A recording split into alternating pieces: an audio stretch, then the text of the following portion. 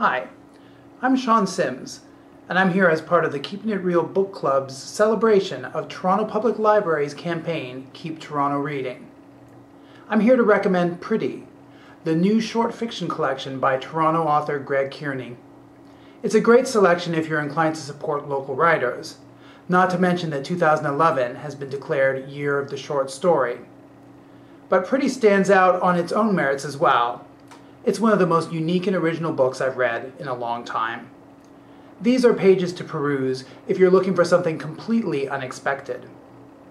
In his story, do you want to burn to death and look like steak with hair? Kearney charts the downward spiral of an addicted librarian who, at her nadir, ends up pleasuring herself through her slacks while reading a Jackie Collins novel to a group of preschoolers, and her triumphant return to sobriety as a prolific blogger. In another story, an aging chanteuse is mistaken for a vampire by a small child while she's in the act of purchasing estrogen suppositories at a drugstore.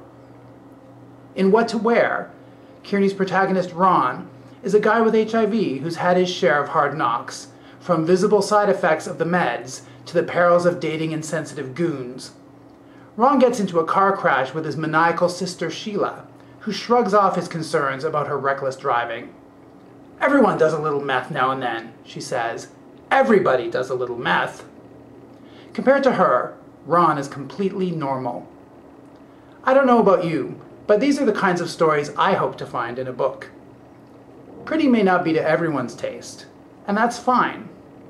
You can always opt for some well-worn can-lit favorite with a sweeping historical arc, say one where a man survives having his leg mauled by wild dogs and then hops across the Canadian Shield in order to be reunited with his lost love, a schoolteacher from the Kootenays. But personally, I would rather read about the daily tribulations of bisexuals who work at Shoppers Drug Mart, or the sapphic love lives of fraudulent clairvoyants. I think the presence of these unique stories in the world make it a better and much more interesting place. Kearney's vision is not just absurd and ridiculous, it's also moving and compassionate. You won't read another book like this year. Do yourself a favor and check it out.